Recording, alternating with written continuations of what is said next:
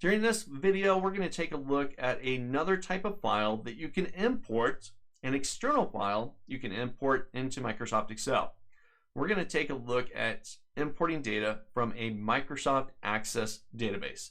Now, if you're not familiar with Microsoft Access, no problem. This video is just about importing data from that other file type into Excel. Now, a quick FYI, if you're on a Mac, unfortunately, Microsoft Access is not developed for the Mac platform. So more than likely, you can probably skip this video right here and move on to the next one. Or you can sit back, relax, and enjoy learning how to import from a Microsoft Access database. Perhaps one day you'll work on a Windows system and the command will be there available for you. All right, so inside of the exercise files that you downloaded earlier, there is a file, it's a zip file, and it's called northwind-db-import. Now the Northwind database is the Microsoft Access database. I've zipped it up here because a lot of times systems block the .accdb or mdb file extension. So I zipped it up. So before you use it, you got to unzip it. And you can do this a couple different ways. If I right click on it, there's an option in here in the right click for extract. Now, depending on what zip tool or extraction tool you use, you may see unzip. I'm going to choose extract all. Open up over here. Mine's going to put it right into the same folder that I'm in. So I'm just going to go ahead and say extract. Give it a moment. And there's the database right there. Now, if I close this window, it'll open up a second one for me. I created a new folder, northwind-db-import.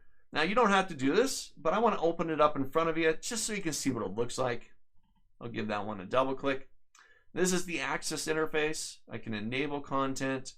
This is a little splash screen, kind of a welcome page into the database.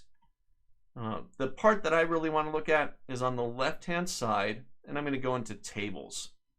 Now, a database is all about storing data for you to then work with. Be able to create queries off of, filter it, sort it, do what you need to with it. But ultimately, it's all about storing the data so that later on, I can then get the data and start to report off of that data. Now, here, I'm going to open up the orders table. Looks kind of like an Excel document, right? You got headers there along the top.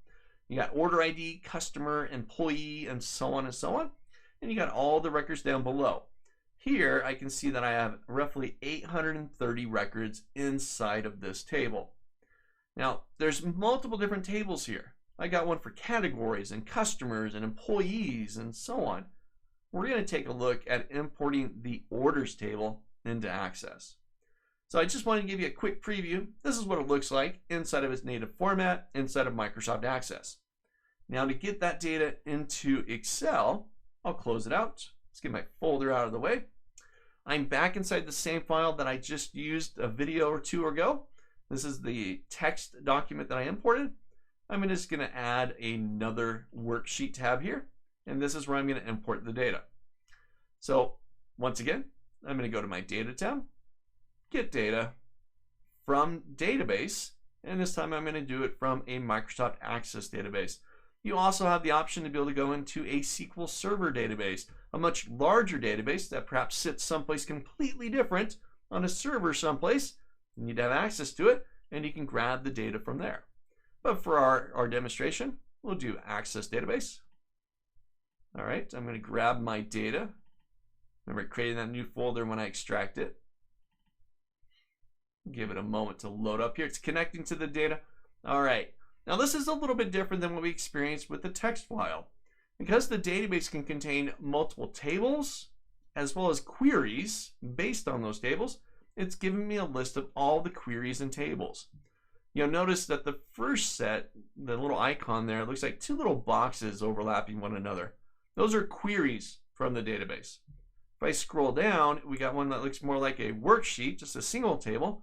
Those are your tables. I'm going to go ahead and select orders. Just going to give me a quick little preview here. There's my data. Now I do want to point out that some of the formatting doesn't transition over through the export or through the import, such as the employee ID and the customer ID. Those actually showed names. But inside of the Access database, there was an underlining value that gets sent to us. And then the dates got both the date and the time, because Microsoft Access uses a date-time data type. That's what we're going to get by default. So here, I'm just going to go to load to. I'll drop it into table, existing worksheet, just like our text file, and I'll hit OK. We'll give it just a moment. And there's my update. There's my data. All right, so we've been able to import data from an Access database. Something with loads of data in there. You may have thousands and thousands of records, and we can quickly make that connection and import the data. Now keep in mind, this is a connected document. If somebody updates the Access database, they go in, open up the orders table, they make edits, they add records, they delete records. I could then click into my table, go to my Query tab, top of my screen, or Table Design, it's actually in both places, and you'll have an option there for refresh. I can refresh that, and you would get the updated data. Depending on how much data you have, it may not be like that. It may take just a little bit of time to be able to retrieve that data and pull it into Excel. So this is importing data from a Microsoft Access database.